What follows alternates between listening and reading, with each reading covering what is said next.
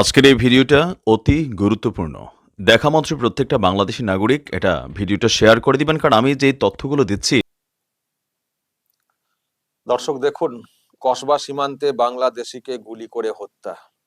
BSF গুলি চালিয়েছে, আর সেই গুলিতে সাকিব মিয়া নামে এই যুবক নিহত। সাকিব মিয়া। প্রিয় দর্শক, আমি শফিকুল ইসলাম এবং আপনারা দেখছেন আরামবাগ টিভি। কারণটা কি?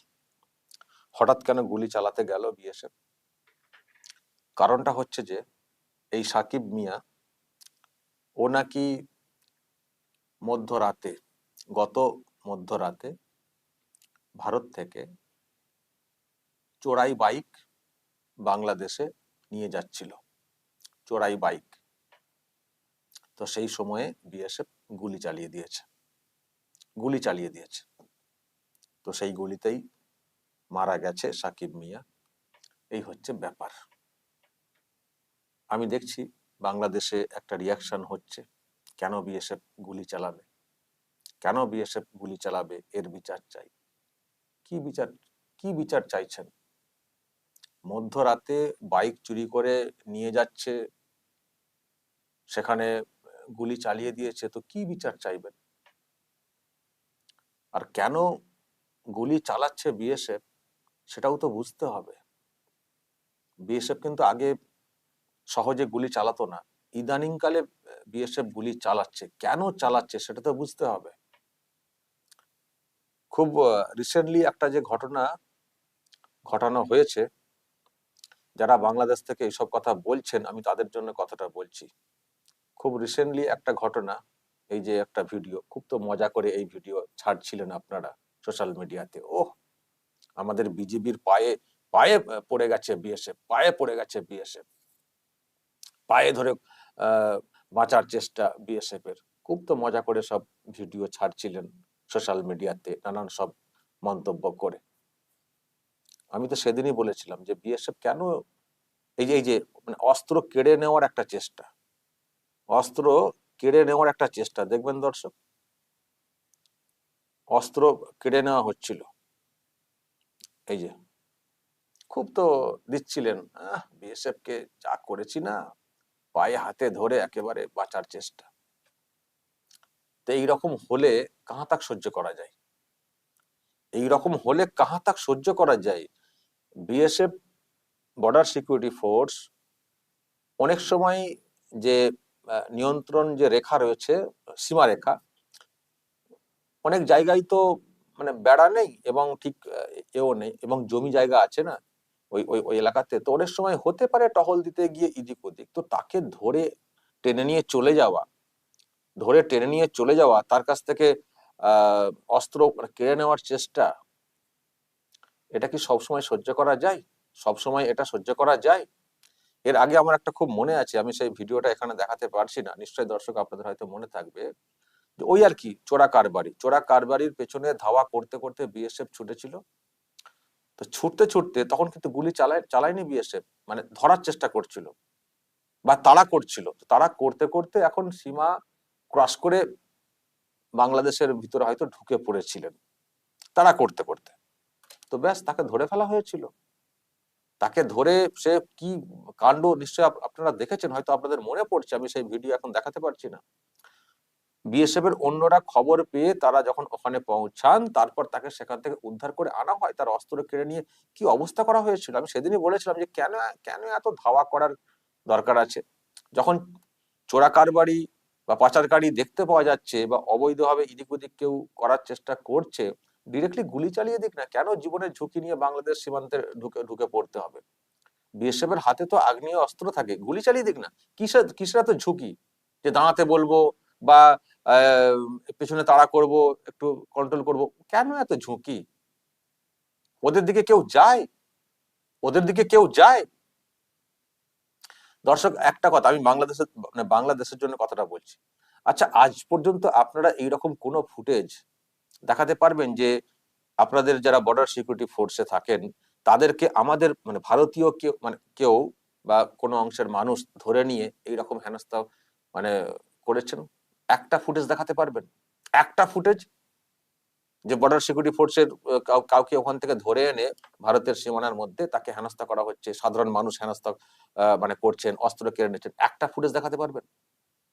তো বাংলাদেশে এটা কেন বারবার হবে? বাংলাদেশে এটা কেন বারবার হবে?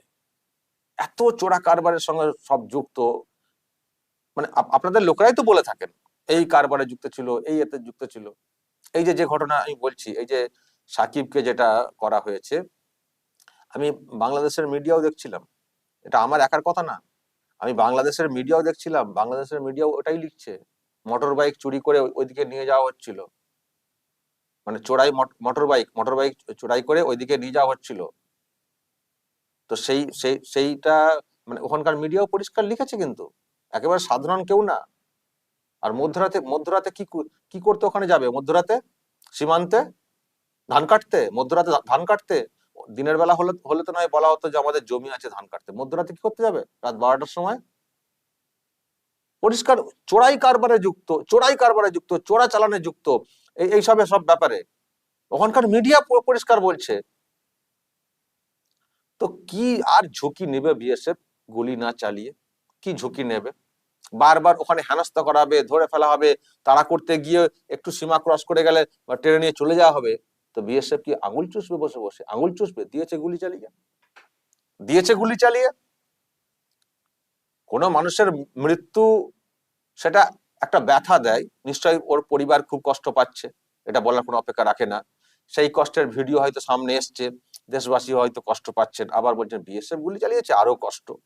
কিন্তু বিএসএফ কেন গুলি চালাচ্ছে এটা তো ভাবতে হবে। বিএসএফ গুলি কেন চালাচ্ছে সেটা তো ভাবতে হবে। বারবার বিএসএফ এর মানে করে তাদেরকে হেনস্থা করবেন আপনারা, দেশের অভ্যন্তরে টেনে নিয়ে গিয়ে অস্ত্র কেড়ে নেওয়ার চেষ্টা করবে, আর বিএসএফ বারবার ঝুঁকি নিয়ে তারা করতে যাবে, দিয়েছে দূর থেকে গুলি চালিয়ে। আমি তো নিজে বলেছিলাম, অনেকবার বলেছি যে কেন এত ঝুঁকি নিচ্ছে বিএসএফ, ডাইরেক্ট গুলি চালিয়ে দেবে। যেখানে দেখবে যে অবৈধ মানে মানে অনুপ্রবেশ হচ্ছে বা চোরাচালান পাচারকারী কিছু একটা হচ্ছে, পাচার টাচার দেখতে পেলে গুলি চালিয়ে দাও, যে থাকবে মরবে। বন্ধ করতে হবে তো এসব চোরাচালান, বন্ধ করতে হবে তো এইসব অবৈধ অনুপ্রবেশ।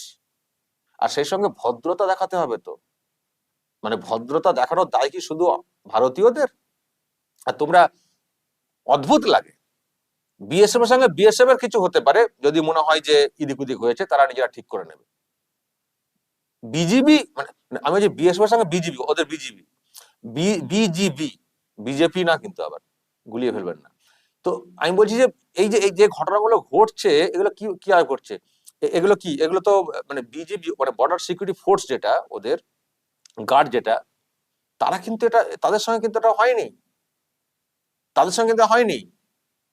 সাধারণ মানুষ এইগুলো ঘটানোর চেষ্টা করছেন ওখান থেকে, সাধারণ মানুষ ওখানকার, তারা অস্ত্র কেড়ে নেওয়ার চেষ্টা করে।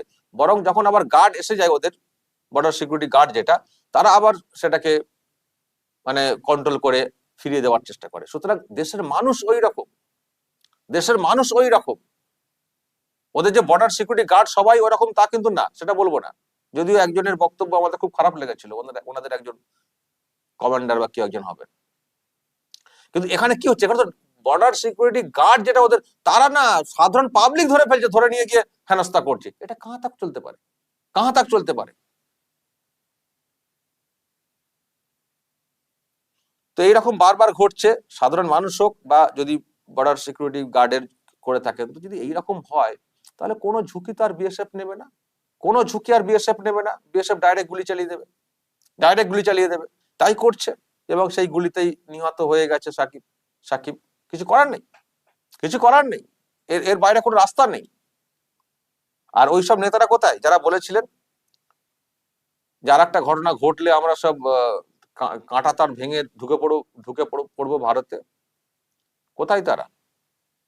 মাহফুজ আলম নাকি সার্জিস আলম, কার সব বলেছিলেন না যে আর একটা যদি গুলি চলে সীমান্তে, কাঁটা তার ভেঙে আমরা সব ঢুকে পড়বো, মার্চ টু কাঁটা তার, কি একটা বলেছিলেন না, ঘোষণা করেছিলেন না? কোথায় তারা? এই তো আরেকজনকে হয়ে গেল, গুলিতে নিহত হবে কালকে। এইসব না ভেবে দেশের মানুষকে নিয়ন্ত্রণ করুন, চোরাচালান অবৈধ অনুপ্রবেশ এগুলোকে বন্ধ করার জন্য, না হলে গুলি খাবে পরিষ্কার। আর আপনাদের দেশের লোকের যা আচরণ, বিএসএফ আর কোনো ঝুঁকি নিয়ে ওই সীমান্ত একবারে বরাবর গিয়ে তারা আর যাবে না, দূর থেকে গুলি চালিয়ে দেবে। কে ফালতু ঝুঁকি নিতে যাবে নিজেদের?